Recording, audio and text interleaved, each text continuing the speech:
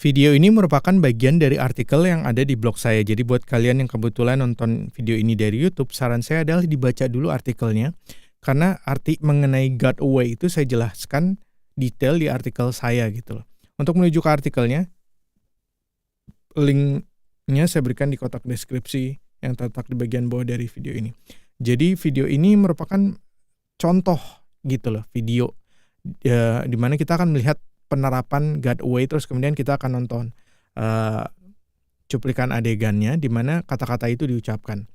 Buat kalian yang kebetulan nonton video ini karena lagi baca, terus kemudian sampai ke videonya, langsung aja yuk kita lanjut. Langsung aja dilanjut dan mari kita lihat ke layarnya sekarang. Oke, cuplikan adegan ini saya ambil dari film Jumanji ini. Kalian bisa nonton film ini kalau kalian berlangganan di video gitu, Premiere. Oke, sekarang kita langsung aja yuk. Kita tonton cuplikan adegan di mana diucapkan kata got away ini.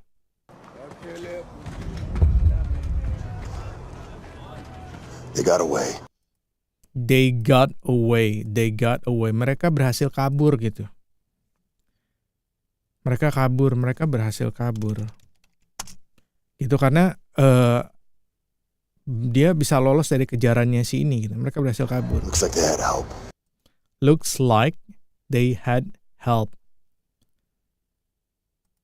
Looks like itu artinya sepertinya. Looks like they had itu lampau dari have gitu. They had help. Sepertinya mereka itu ada yang ngebantuin gitu. Kayaknya ada yang ngebantuin mereka gitu. Sepertinya ada yang ngebantuin mereka gitu. Kayaknya ada yang ngebantuin mereka gitu. Seaplane ini sebenarnya kalau kita lihat terjemahannya di sini, seaplane pesawat terbang air. Tapi di sini di film ini seaplane itu nama karakter nih, Seaplane McDonough. Ini orangnya gitu. Jadi itulah kenapa kemudian saya terjemahkan menjadi seaplane itu tidak saya terjemahkan pesawat terbang air, tapi saya terjemahkan si seaplane ini orang disebutnya seaplane. Oh, si Seaplane McDonough gitu.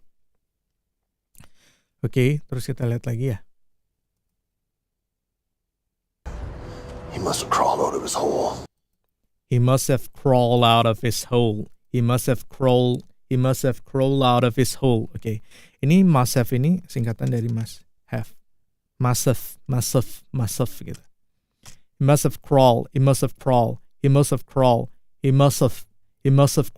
Gitu kurang lebih pronunciation-nya, pelafalannya seperti he must have crawled. Kita dengerin lagi aja.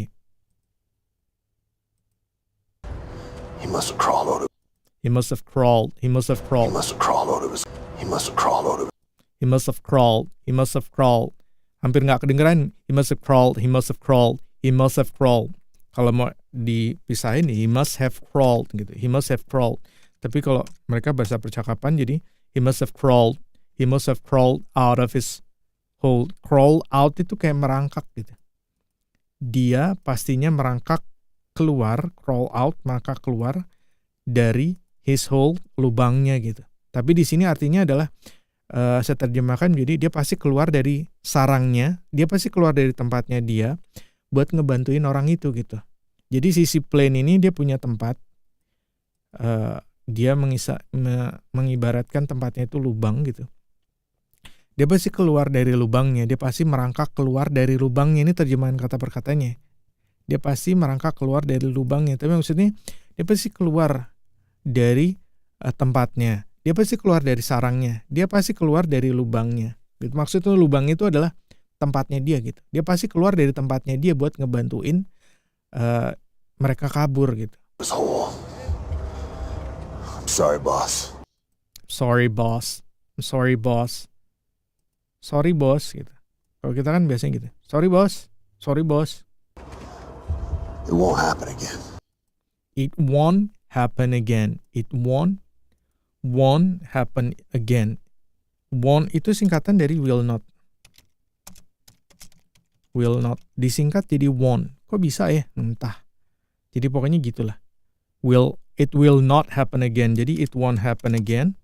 It won't happen again itu sama dengan it will not happen again tuh. itu tidak akan terjadi lagi gitu. Jadi dirapihin lagi terjemahannya. I'm sorry boss, it won't happen again. Sorry bos, lain kali nggak akan terjadi lagi. Oke. Kayak gitu teman-teman. Jadi kalau pentingnya kita nontonin cuplikan adegan itu adalah kita bisa tahu di mana mereka menggunakan kata-kata tersebut. Karena kalau menurut saya yang paling susah dari belajar bahasa itu adalah gimana kita bisa tahu menggunakan kata-kata tersebut gitu loh.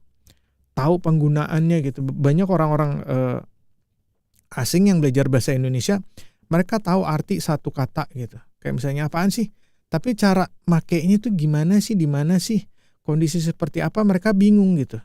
Sebenarnya kita ketika kita belajar bahasa Inggris kita juga kayak gitu, cuman kita kadang-kadang menerjemahkan dari bahasa Indonesia terus kita terjemahkan ke bahasa Inggris terus kemudian artinya jadi aneh dan mereka biasanya nggak pakai kata-kata itu gitu. Walaupun terjemahannya kita secara terjemahan itu benar, tapi mereka bingung gitu karena mereka nggak biasa pakai istilah itu gitu loh. Jadi kita perlu tahu gimana cara mereka menggunakan supaya nantinya ketika kita mengucapkan, kan tujuan dari bahasa itu supaya kita bisa berkomunikasi ya. Ketika kita mengucapkan sesuatu kata, mereka biasa pakai kata-kata itu, mereka kan langsung ngerti gitu loh. Kayak misalnya contoh saya lama di Jakarta terus kemudian pindah ke Bintan itu banyak kata-kata yang saya nggak biasa. Mau beli minyak dulu gitu.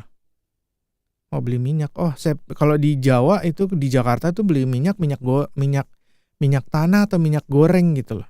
Tapi di sana mereka mau beli minyak dulu adalah mereka bilang mau beli bensin, itu kan jadi kayak udah jadi beda gitu kan. Jadi oh gitu ya maksudnya. Gitu. Nah, semoga sharing dari saya bisa bermanfaat. Sampai ketemu lagi. Talk to you soon and bye now.